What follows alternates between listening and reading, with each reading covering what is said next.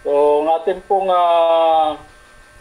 pag-aaralan ay matatagpuan sa Ephesians chapter 4, verse 1 to 16. So, hindi ko na po babasahin, mahaba po ito. So, the title is Our Christian Way of Life. Ang topic po natin is a plea to walk worthy of our calling. So, tayo po ay mayroon ng bagong uri ng pamumuhay na sinasabi sa Bible, the Christian way of life, which is different o kakaiba sa uri ng pamumuhay ng hindi mananampalataya.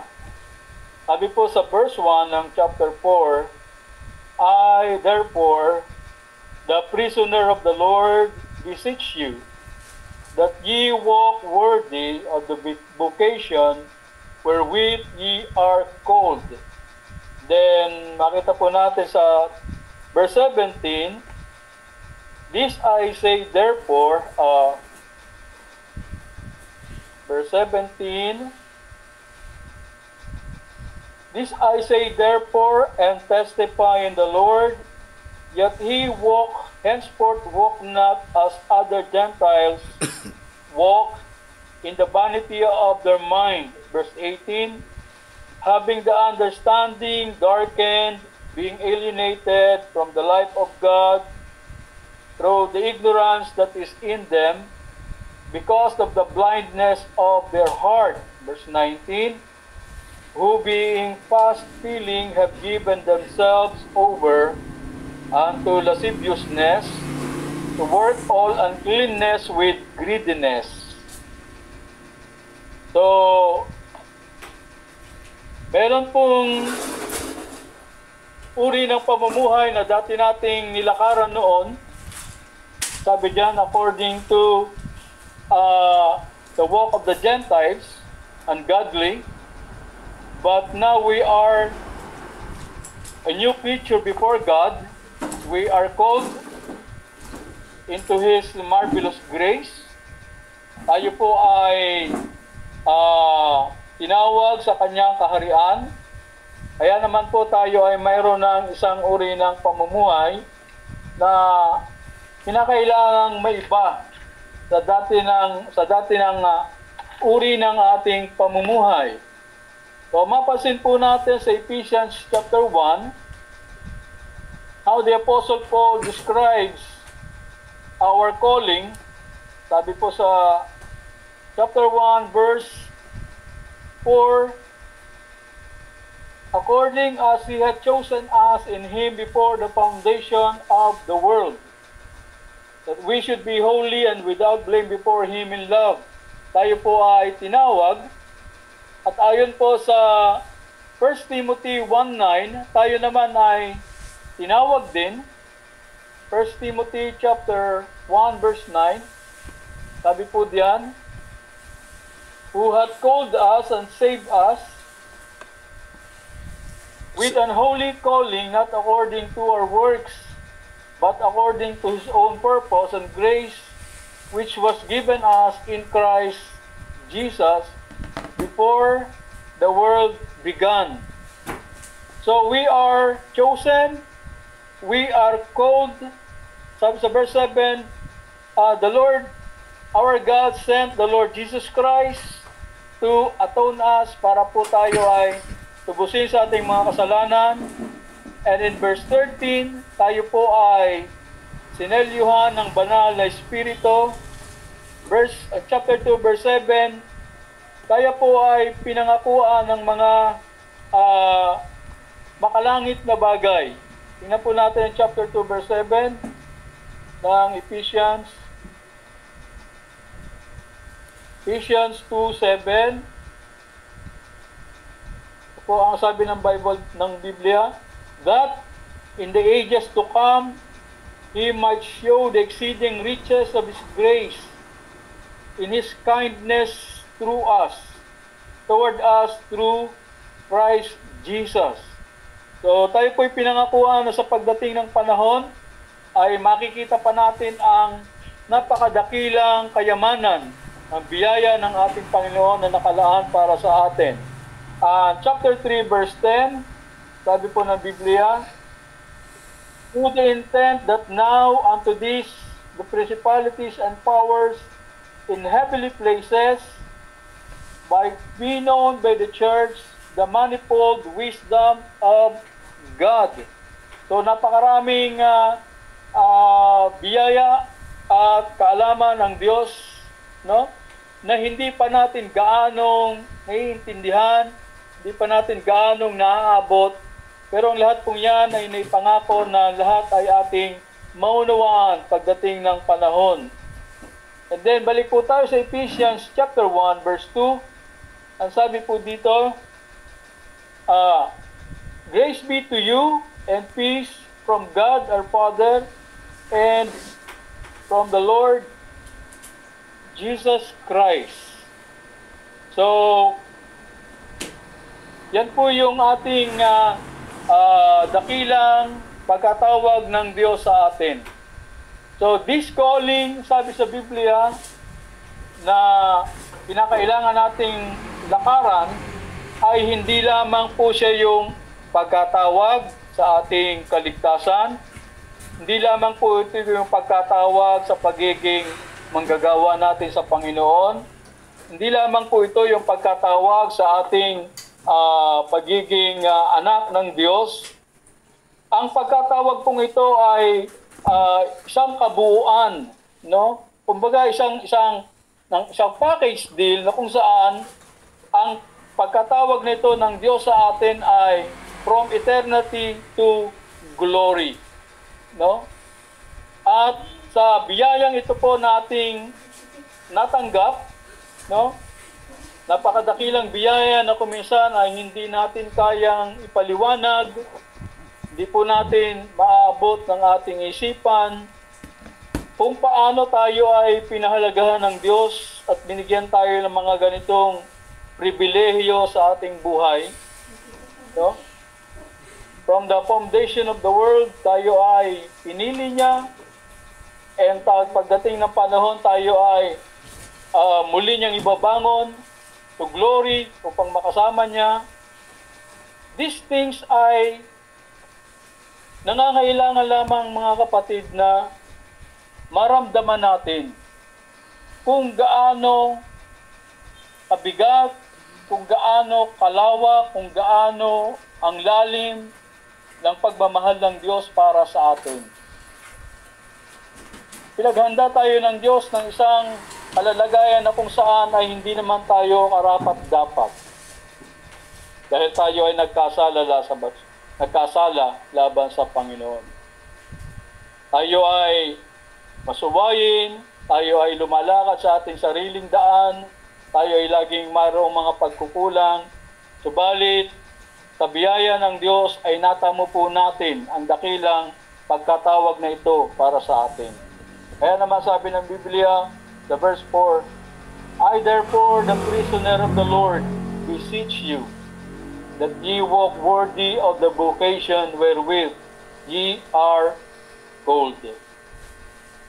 Sa pagkatawag pong ito sa atin, it is just an imperative act na dapat nating gagawin, na masuklian po natin, no, ang kagandahang loob ng Diyos na ito na pinagkaloob para sa atin. At ang magagawa po natin para ito ay ating matumbasan ay to prove na tayo po ay karapat-dapat sa biyayang ito na pinagkaloob sa atin. We should walk worthy of the calling wherewith the Lord our God has called us. The Lord has called us to eternity. The Lord has called us into His kingdom. The Lord has called us into the ministry. The Lord has called us into His body, to be part of this body, and we should walk worthy of this calling. Paano po natin ito gagawin, mga kapatid? How can we walk or how can we live worthy of this calling na pinagkaloob sa atin ng ating Panginoong Diyos? Sabi po dyan, verse 1, I therefore, the prisoner of the Lord, beseech you that ye walk worthy of the vocation wherewith ye are called. Verse 2, with all lowliness and meekness, with long-suffering, forbearing one another in love. Verse 3, endeavoring to keep the unity of the Spirit in the bond of peace. We can walk worthy of our calling, having the right attitude dito po sa pagkatawag sa atin. We should have the right attitude kung paano po natin i-handle, paano po natin i-appreciate ang kagandahang loob ng Diyos sa atin. Sabi diyan, we should live worthy of His calling, with right attitude, with lowliness, and meekness. Isang katangian po ng isang mananampalataya kung paano po natin lalakaran ang isang matuwid na pamumuhay na sumasang-ayon sa pagkatawag sa atin na ating Panginoong Diyos, yung mayroong kababaang loob. It is the opposite of pride. Pag sinabi pong tayo ay mababa, we never have the intention of being lifted up. Hindi po natin hinahanap na tayo ay mataas. Hindi po natin hinahanap na tayo ay maging mapaglingkuran, laging napapansin, laging napapaboran. With lowliness of heart, lagi po tayong silently, nag-o-observe, silently tayo ay pinag-aaralan natin yung uri ng pamumuhay na ating tatahakin. Because kung wala po itong kababaan na ito ng loob, wala itong kaamuan, tendency po ng bawat mananampalataya ay laging hanapin yung kanyang sarili. Lagi niyang igigiit yung human right. Karapatan ko ito, karapatan ko ito. At kapag yun ang nangyari, magkakaroon na ng isang hindi magandang uri ng pamumuhay na magmamanifest sa buhay ng isang Kristiyano. Kung walang kababaan ng loob, lagi niya itataas ang kanyang sarili. Hindi niya manatanggap na siya ay binababa, hindi niya manatanggap na mayroon sa kanya ay nagkikriticize, hindi niya matatanggap na sa kanya ay mayroong nakikitang mali. Wala siyang nakikita kundi lahat ay tama, siya lang ang tama, at wala nang tama kundi siya lamang talaga. Without lowliness and meekness in the life of a Christian, he can never show this kind of right attitude para patunayan na siya nga ay lumalakad ng maayos na pamumuhay sa harap ng Diyos.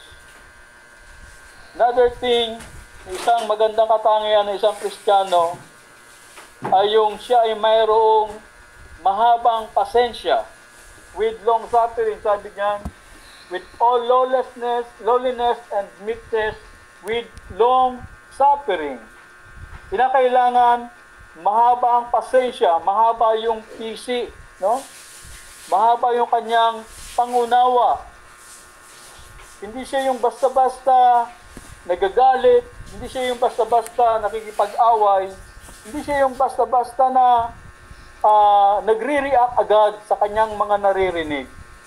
Dahil hindi naman po tayo lahat ay perfecto. Hindi naman lahat po tayo ay walang bahid ng kasalanan o walang kapintasan. So kung tayo po ay mayroong mga kapatiran na kuminsan ay hindi natin minsan na sabihin mahirap pakisamahan, mahirap maging kasama, kinakailangan po nating matutunan yung pagkakaroon ng mahabang pasensya. Dahil tayo man ay may pagkukulang din, kung sila ay meron, tayo ay meron din. No? Meron mga tao na hindi natin kasundo sa ating mga pinaninindigan. Dahil hindi naman tayo lahat ay nakarating na doon sa tinatawag na maturity na aabot doon sa standard ng ating Panginoong Jesucristo. Merong mga kapatid na matitigas na karni na yung kayang kainin. Merong mga kapatid na maliliit na buti lamang ng malalambot na pagkain ang kayang kainin. Mayroon pong mga kapatid na kaya na yung mabibigat na doktrina. Mayroon mga kapatid na hindi pa kaya yung mga ganong doktrina. Pero hindi porke hindi nila naiintindihan ang aral, ay atin na silang ibababa, atin na silang iiwasan, at atin na silang mamarkahan. Mayroon din mga kapatid na pagkausap mo ngayon, kung ano yung narinig ngayon, ikakalat na doon sa iba. Kaya minsan, ayaw mo na siyang makasama sa fellowship kasi pag narinig yung kwento, maririnig na sa kabila. So, may mga ganyang Kristiyano. Pero how? Paano po natin pangangalagaan yung ating buhay Kristiyano? Paano po natin lalakaran yung isang pamumuhay na umuugma doon sa pagkatawag sa atin? Kung sa mga bagay na ito ay maikli yung ating pagpapasensya. So in order for us to live a life worthy of His calling, we should have this right attitude. Lowliness and meekness, long-suffering, and forbearing one another. No? Kumbaga, babalikatin natin o i-endure natin sila. No? Kumbaga, pagtitiisan natin. Kung makulit, kung mahina ang pangunawa, kailangan nating pagtiisan. We have to forbear. No? Ang bawat isa, babatain natin yung kanilang mga kahinaan. Sabi diyan, forbearing one another.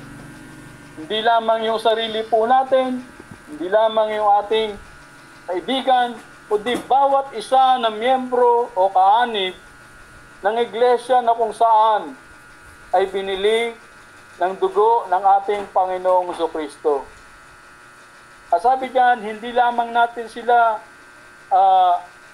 pagpapasensyahan, hindi lamang natin sila i-endure, hindi lang tayo magpapakita ng kababaang loob at kamuan, but we should do it in love.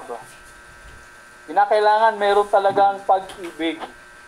Kasi kung wala yung sinasabing pag-ibig, ay hindi po kapaki-pakinabang anuman yung ating ginagawa sa ating buhay mananampalataya. Sabi nga po doon sa 1 Corinthians chapter 13, ang ating pupuntahan yan. 1 Corinthians chapter 13. Ang sabi po sa verse 1, though I speak with the tongues of men and of angels, and have not charity, I am become a sounding brass or a tinkling cymbal. And though I have the gift of prophecy, and understand all mysteries and all knowledge, and though I have all faith so that I could remove mountains, and have not charity, I am nothing. And though I bestow all my goods to feed the poor, and though I give my body to be burned and have no charity, it profiteth me nothing. Charity suffereth long and is kind. Charity envieth not. Charity bountieth not itself, is not puffed up, doth not behave itself unseemly, keepeth not her own, and is not easily provoked, thinketh not evil, rejoiceth not in the iniquity, but rejoiceth in the truth, beareth all things, hopeth all things, endureth all things. Charity never faileth. So napakahalaga po ng salitang pag-ibig o pagmamahal. Sa lahat ng ating ginagawa must always be done with love. No? Yun po yung pinaka-ingredient upang ang ating mga pagsasakripisyo, ang ating paglilingkod ay magkaroon ng tinatawag na kabuluhan. Without that, lagi nating hahanapin yung ating sarili. So we must always show lowliness of heart, meekness, long-suffering, and forbearing one another as a Christian character, no? Para po tayo ay manatili sa pamumuhay ng naayon sa pagkatawag sa atin. And we can live a life that is worthy of Christ's calling by remembering our function in the body of Christ or in the church. Ephesians chapter 4. Balik po tayo doon. Ephesians chapter 4.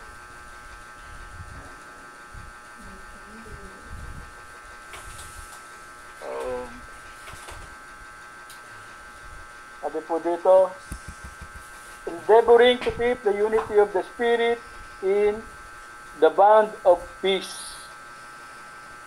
So, kinakailangan din po nating i-maintain yung unity, no? Yung pagkakaisa bilang magkakapatid sa pananampalataya. Ang context po ng Ephesians is ang pag-iisa ng mga Hudyo at ng mga Gentile. Tayo po ay tinawag upang maging iisa o maging isang katawan ng ating Panginoon Kristo. Kaya wala nang pagkakaiba sa mga Gentile at wala nang pagkakaiba sa mga Hudyo. Tayo ay iisa na sa Panginoon. Sabi dyan sa verse 15 ng chapter 2. Chapter 2 verse 15 sabi dito, having abolished in His death the enmity, even the law, the commandments, the contained ordinances, for to make in Himself of twain one new man, so making peace. 16. And that He might reconcile both unto God in one body by the cross, having slain the enmity thereby.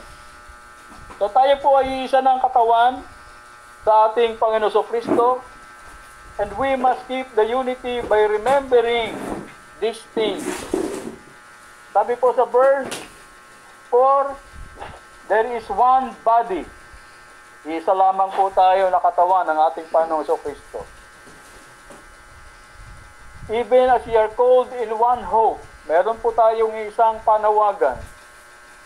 The hope of eternal glory, the hope of the resurrection. Sabi ng Biblia sa 1 Corinthians chapter 15, ayaw kong maging katulad kayo ng mga parabang walang mga pag-asa sa buhay. No? Sapagkat sila ay nagdadalamhati sa mga namatay. Ang sabi ni Pablo na mayroong muling pagkabuhay at ipanaliwanag niya by details kung paano. So we have one hope, the resurrection from the dead.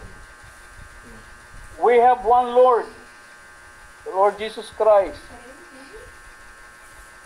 Wala nang iba. Ang ating Panginoon na hindi kagaya ng Panginoon ng ibang mga mananampalataya na hindi kayang magligtas ng gusto niyang iligtas. Ang Panginoon ng ibang mananampalataya ay kinakailangang tulungan mo para maligtas ang kanyang kaluluwa.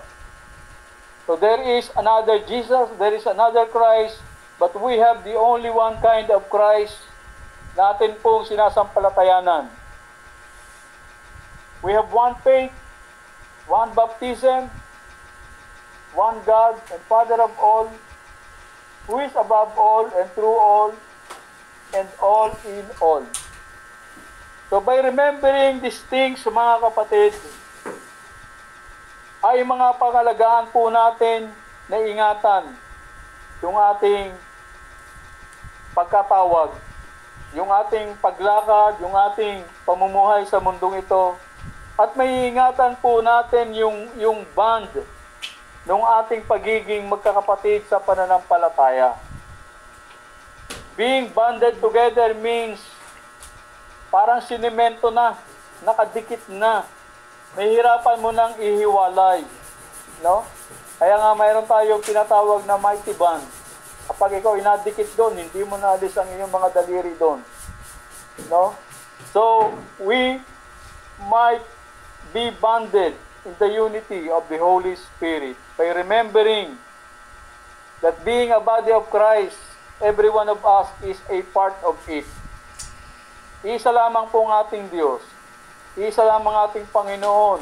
Isa lang ating pananampalataya. Isa yung ating pagkatawag. Isa po yung ating pinaglilingkuran. So there is no way na kinakailangan po tayong hindi magkaunawaan. There is no way for every one of us na masira yung ating pagsasamahan bilang magkakapatid sa Panginoon. It is a matter of what we value in our life. No, meron nga pong kwento na isang babae lumapit sa isang pastor, nagtatanong, "Pastor, ano po ang aking gagawin? Namatay ang aming mga magulang. Mayroong mga naiiwang ari-arian na ipinamana sa amin. Pero ayaw akong bigyan ng aking kapatid. Mahal na mahal ko po siya at ayaw kong masira ang aming pagiging magkapatid." So, nahirapang magdesisyon yung pastor at maya-maya nagbigay siya ng kasagutan. Ano ang mas mahalaga sa iyo? Yung inyong pagiging magkapatid o yung kayamanan? Sabi ng babae, yun pong aming pagiging magkapatid. Ayaw mo bang isakripisyo yung mga kayamanang mamanahin mo sana para wag masira inyong pagkakapatid? Isang mahirap na desisyon po yun. Dahil bilang isang tagapagmana, karapatan niya ang mga mana na yon. Pero dahil mas mahalaga ang relasyon bilang magkapatid, kaya niyang i-give up ang kayamanan na dapat sana'y nararapat para sa kanya. So tayo po ay ganyan sa harapan ng ating Panginoon. In order for us to maintain the unity in the Spirit, kinakailangan po nating alamin what are the things that we value. Yun bang yung ating sarili, yung ating sariling ego, yung ating sariling kapakanan o kapakanan ng iba?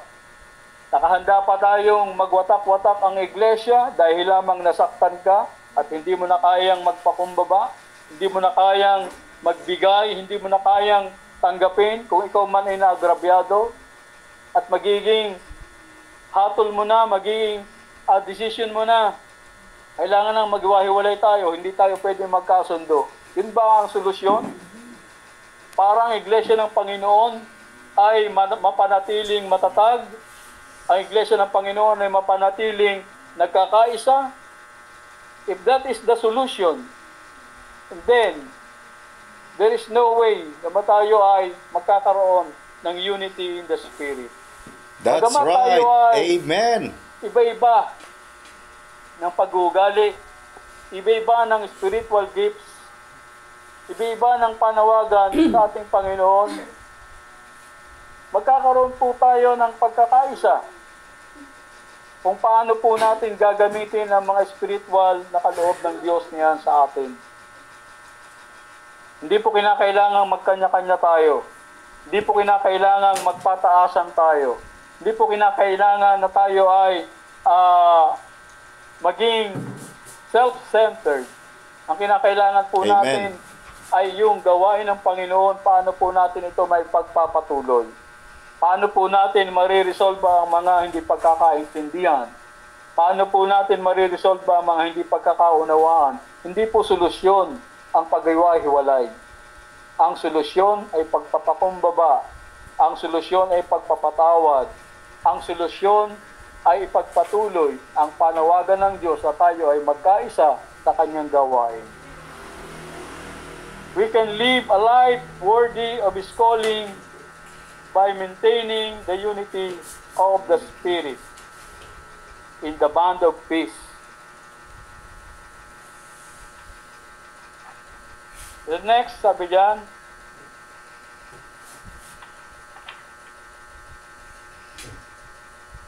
we can maintain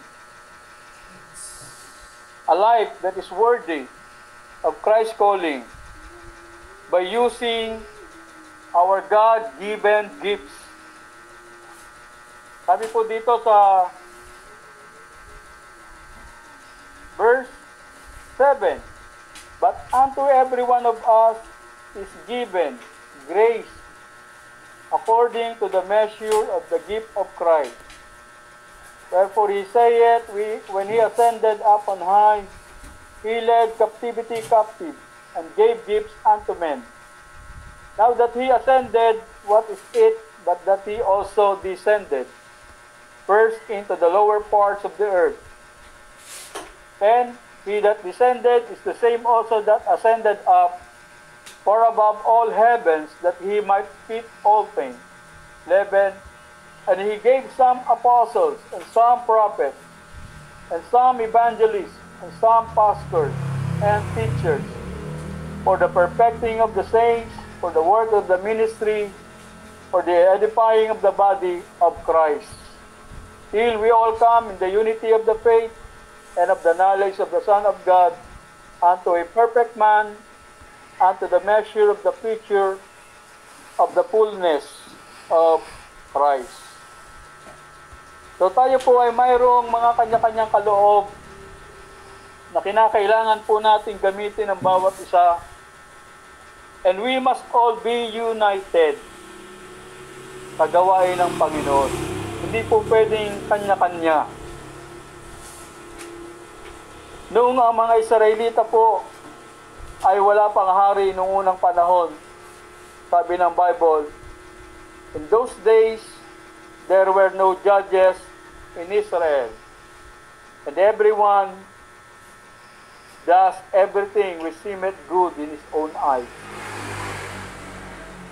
Yan po yung mahirap sa atin na mga nilalang ng Diyos no? Tayo po ay nagre-rely sa ating mga sariling kaisipan kadalasan. Tayo po ay nagre-rely sa kung ano yung alam natin ay tama. Pero sabi ng Biblia, your ways are not my ways. My ways are not your ways. So mayroong mga daan na ang patutunguhan ay kapahamakan. Mayroong mga daan na malawak at mayroong din daan na makitid na daan. At konti lang ang nakasusumpong noon. So, bawat isa po sa atin ay mayroong kanya-kanyang kaloob na pinagkaloob ng Diyos for the perfecting of the saints. And we must use those gifts for the edifying of the church. Hindi po natin dapat ipagkakait kung anong meron tayo kay kabubuti, kay kalalago ng ating iglesia. We are not all called to be pastors. We are not all called to be preachers, elders, evangelists. Di po tayong lahat ay tinawag na manggagawa sa gawain ng Diyos. Pero bawat isa po sa atin ay mayroong responsibility sa gawain ng Diyos. Mayroong mga mananampalataya ng panahon ni Pablo na mayroon silang kakayahan na manahi ng damit gaya ni Dorcas. Mananahi siya ng mga damit, binibigay niya sa mga kapatiran. Mayroon din namang ang kakayahan ay manalangin at wala silang ginagawa kundi manalangin para sa iglesia. Mayroon din namang ang kakayahan ay tumulong sa pangangailangang pinansyal ng iglesia. Mayroon din namang ang kakayahan ay magpalakas ng loob. Lahat po tayo ay may kanya-kanyang kaloob na nanggaling sa Diyos. At hindi po yan ibinigay ng Diyos sa atin ng walang kabuluhan. Hindi po yan ibinigay sa atin ng walang purpose. And everything that we have in the capacity of the church is always for the edification of the church. Sabi dito, for the work of the ministry. Till we all come into the unity of faith. Hindi lamang po ngayon yung panahon na tayo mag-uumpisa, nalalakad, nangaayon sa ating pagkatawag, kundi ito po ay ating gagawin, sabi diyan, till we all come into the unity of the faith. Darating ang panahon, magkakaintindihan din po tayo, no? Sa kung ano yung ating mga aral na pinangahawakan. Darating yung panahon na darating din sa ating punto ng ating buhay na tayo magiging matatag na rin sa ating pananampalataya. We will all come to that. Kanya-kanya tayong kapanahunan. Maaaring mangyari yan pagdating ng ating Panginoon Kristo. Pero kung yan po yung ating sisimulan ngayon, matatapos yan hanggang sa dumating yung maturity na yan sa ating buhay. Till we all come into the unity of the faith and of the knowledge of the Lord Jesus Christ. That is the purpose of the gifts that God has given to us. That is the purpose why God has called us. Hindi lamang po tayo ay maligtas, hindi lamang po tayo ay maging manggagawa sa iglesia, kundi yung every part of the body ay makinabang sa mga spiritual gifts na pinagkaloob sa atin ng Diyos na ating ipaglilingkod sa iglesia. So we must use the gifts that God has given to us if we want to walk worthy in the calling wherewith the Lord has called us. Sabi po dito, chapter 4,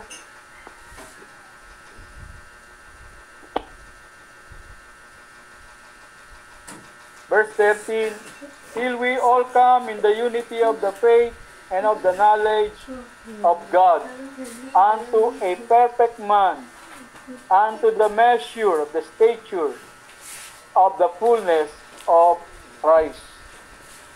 Ay hindi po tayo dapat manghihinawa, mga kapatid.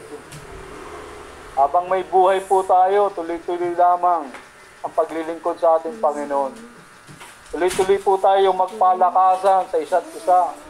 Meron tayong mga hindi pagkakaunawaan, pero kung atin pong ipopokus yung ating buhay sa mga loopholes natin sa ating buhay, wala po tayong mararating.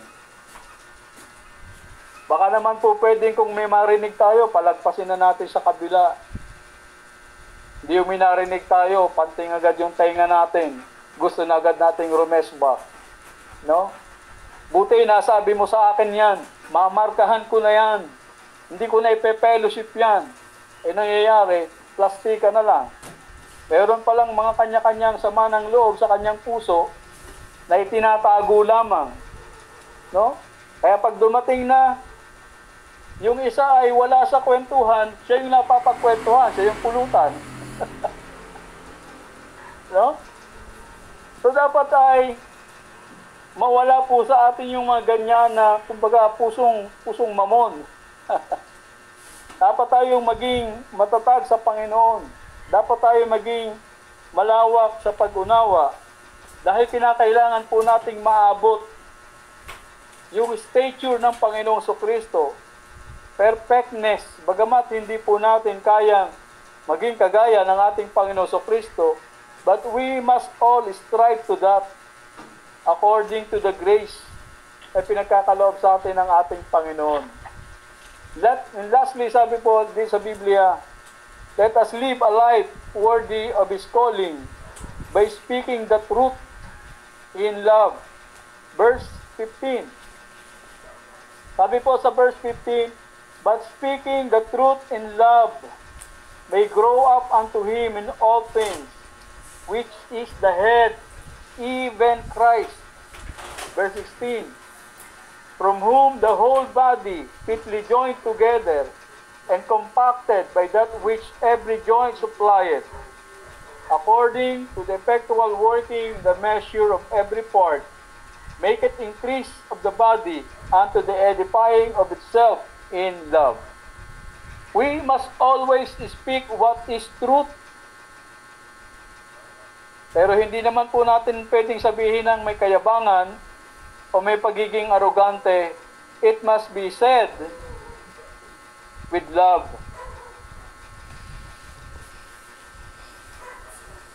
Kasi kahit alam po natin ang katotohanan, kapag ito ay hindi natin nasabi ng may kaayusan, magiging iba ang dating doon sa ating kinakausap. Imbes na siya ay may strengthen, no open. Kasi hindi nararamdaman yung malasakit, hindi nararamdaman yung pagmamahal. Ang dating ay patama. But sabi nga, we speak the truth in love kahit ito ay nakakasakit sa ating kapwa. Lalo na sa ating mga kapatid sa pananampalataya. Hindi po natin pwedeng manahimik na alam natin yung tama pero hindi natin kinakausap yung ating kapatid. Pero kung ito'y nasabi po natin na mayroong pagmamalasakit, mayroong pag-ibig, bahala na siya kung ano magiging reaksyon niya sa bagay na ating sinabi. The truth ay siya pong nagbibigay ng nourishment sa katawan ng ating Panginoon Kristo. Kung paano ang ating katawan ay iba-ibang bahagi, may kamay, may ulo, may paa, may mata, no? Lahat ng yan ay nakikinabang sa nourishment na nagmumula sa pagkain na ating pinakain. And then isusuklayan sa bawat pangangailangan ng ating parts ng katawan. Same with the truth of God. Sa mga salita ng Panginoong Diyos, natin pong ipapakain sa iglesia, ipapakain po natin, ibabahagi natin sa ating mga kapwa mananampalataya. It gives nourishment to the body. Kaya sabi po dito sa Ephesians chapter 4,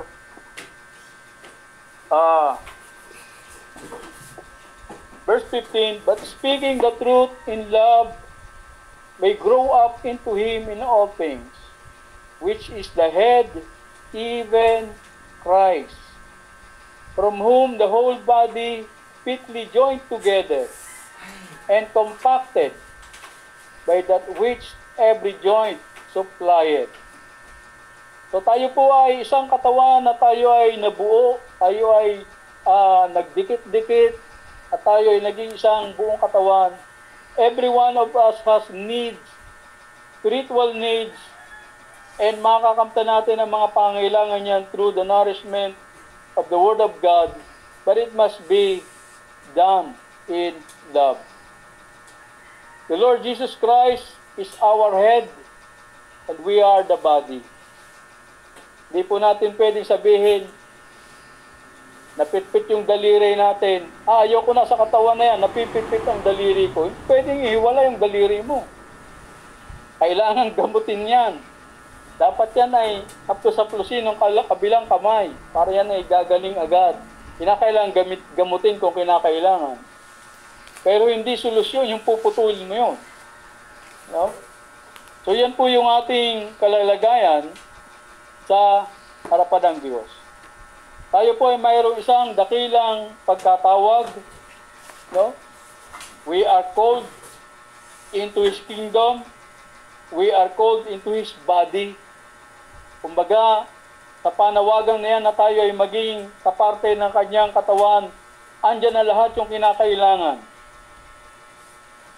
Being elect from the foundation of the world, being regenerated, being justified, being glorified, ay inihanda ng Panginoon Kristo para sa pagkatawag niya sa atin, sa dakilang pagkatawag niya sa atin. But as long as we are in this world, as long as the body of Christ is in this world, we have to edify this body. And that is the whole purpose of walking worthy of our calling. Sabi dito sa verse 16, from whom the whole body fitly joined together and compacted by that which every joint supplieth, according to the effectual working in the measure of every part, maketh increase of the body in unto the edifying of itself in love. So the whole purpose of our calling is for the body to be built up, for the body to be edified, and someday to be given up in heaven, o kung saan tayo ay susurrender ng Panginoon Kristo sa ating Ama on the day of resurrection. Kaya sabi doon sa 1 Corinthians chapter 15, and he shall deliver up the kingdom, then the end shall come. So kung i-deliver ang kingdom, pag-akyat sa langit, ibig sabihin, ang kingdom ay nandito na sa lupa. Ang body ay nandito sa lupa. At ipepresent yan ng Panginoon pag-akyat na doon sa langit. Hindi yung akyat muna tayo sa langit, tsaka bababa yung kingdom. So ibang topic po yan. But, the very reasons why we are to walk worthy of our calling is for the edification of the church, that we might build each other. No? Kaya kinakailangan po nating magmalasakitan sa isa't isa. Minsan napupuna yung mali, minsan napupuna yung dapat punahin, pero hindi nangangahulugan na tayo ay naninira. Nagmamalasakit lamang tayo para makorek. Sabi ko nga, we must always welcome criticism. If we are lowly and meek, we are patient, if we forbear with one another, kaya po natin, no, na maging mahinahon sa mga sitwasyon na yan. Kasi maraming problema sa iglesia no? Kayong dalawa yung may problema, maya-maya madadama yung isa kasi ikaw kwento, ikaw din naman, tinitira ka rin naman yun pag wala ka Kung papatulan mo yun, ano mangyayari? Wasak-wasak tayo, mga kapatid. We must always endeavor to keep the unity of the Spirit in the church, mga kapatid. For the glory of the Lord Jesus Christ, for the edification of His body, none other than His church, from which we are all members in one body. Kaya kapag nasaktan ng isa, nasasaktan po ang lahat. Hindi po tayo nagiging masaya na mayroong nalulungkot. No? Hindi kagaya ngayon. Masaya si Dilima, malungkot yung Party Duterte. So mga kapatid, salamat po sa opportunity na ito na kung saan natalakay po natin ang kahalagahan ng paglakad na naayon sa pagkatawag sa atin ng ating Panginoong Kristo. Thank you po mga kapatid.